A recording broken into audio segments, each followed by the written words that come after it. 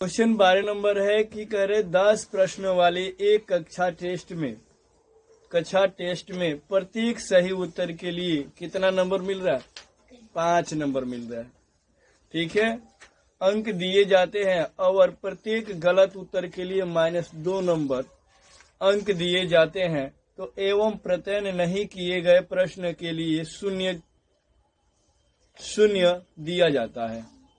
मतलब कहने का मतलब यह है कि हमें एक बात बताइए कि सही उत्तर यानी जो टेस्ट हुआ उसमें आपने सही जब पा रहे हैं क्वेश्चन पे तो 5 नंबर मिल रहा है। आज जो गलत कर रहे हैं, जो गलत है वो -2 नंबर मिल रहा है, माइनस में 2 नंबर मिल रहा है। तो ये हमारा पता चल गया कि गलत होने पर कितना नंबर मिल रहा है और सही होने पर कितना नंबर मिल रहा है।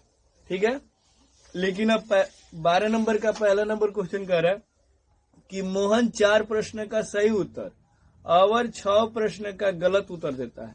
मोहन कितना प्रश्न का उत्तर दिया? सही 4। ठीक है, तो हमने मान लीजिए 4 प्रश्न का उत्तर सही दे दिए।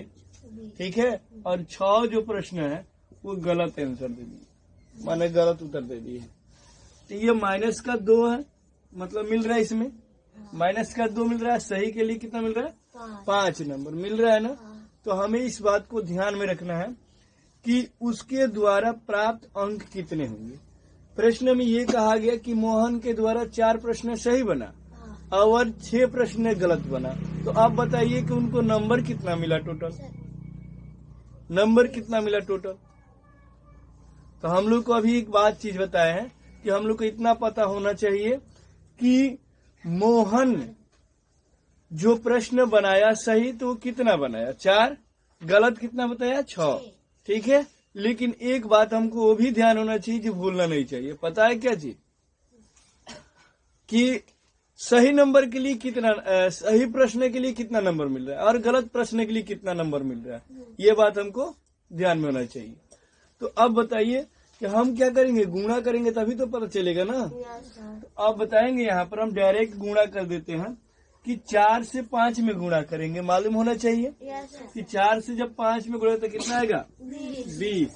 6 से 2 में गुणा करेंगे तो कितना आएगा? -12 आएगा ना, क्योंकि ये माइनस में है। अब देखिए इसमें घटाएंगे तभी तो पता चलेगा। तो 20 में से 12 घटेगा ना, तो घटेगा तो कितना आएगा? 8 अंक आएगा। प्राप्त होगा ना 8? यही ना होगा जी? तो 8 अंक हमारे प्राप्त अंक करेंगे मोहन। सही है, 8 अंक प्राप्त किए। अब इसे भाषा में लिखेंगे। क्या करिए बताओ? सही है?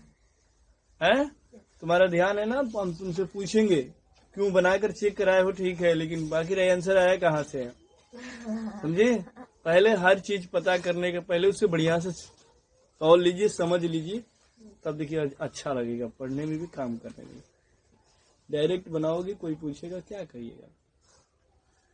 तो अब हमें पता चल गया कि 12 नंबर क्वेश्चन, जो 12 का पहला नंबर क्वेश्चन था, क्या था? बहुत भारी दिखाई दे रहा था। ऐसे प्रश्न लिखा हुआ है तो लग रहा है कि यार कितना हार्ड है, हमसे बन नहीं पाएगा। लेकिन इसको पढ़ेंगे तो बहुत आसान है। आसान है कि नहीं? अब आसान हुआ, दिखाई तो दिया ना कि हमने पढ़े तो कितना आसान लगा। तो हम यहाँ पर अब भाषा में लिखेंगे। भाषा में क्या लिखेंगे? देखिए, हम इसे तो दिखा दिए, लेकिन यहाँ हम लोग लिखेंगे कि चूंकि सही प्रश्न के लिए कुल अंक बराबर, लिखेंगे यहाँ पर कि सही प्रश्न के लिए कुल अंक बराबर कितना? 5। गलत प्रश्न के लिए कितना अंक? गलत प्रश्न के लिए कुल अंक कितना? -2। ये तो हमने दिखा दिए कि सही प्रश्न के लिए, सही प्रश्न उत्तर, क्योंकि उत्तर दे रहा है, उत्तर के लिए सही प्रश्न के लिए हमारा कितना हो गया? 5 के लिए अंक बराबर 5। ठीक है, और गलत प्रश्न उत्तर के लिए, गलत प्रश्न उत्तर के लिए अंक बराबर कितना? -2। ये लिख दिए। अब ये हमारा 12 नंबर का जो डेफिनेशन था, इसका पहला नंबर का आप लिखेंगे कि मोहन पढ़ रहा था, मतलब मोहन परीक्षा दिया है, तो 4 सही प्रश्न बनाया है और 6 गलत बनाया है।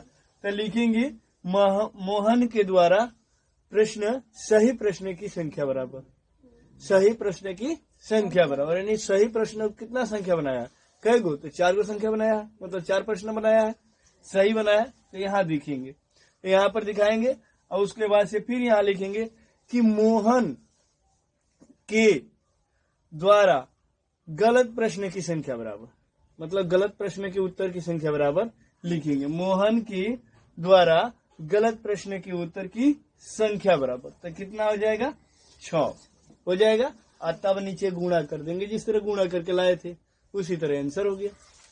उसके बाद घटा देंगे, बन जाएगा। आसान है, अब बनाइए आप लोग ऐसे।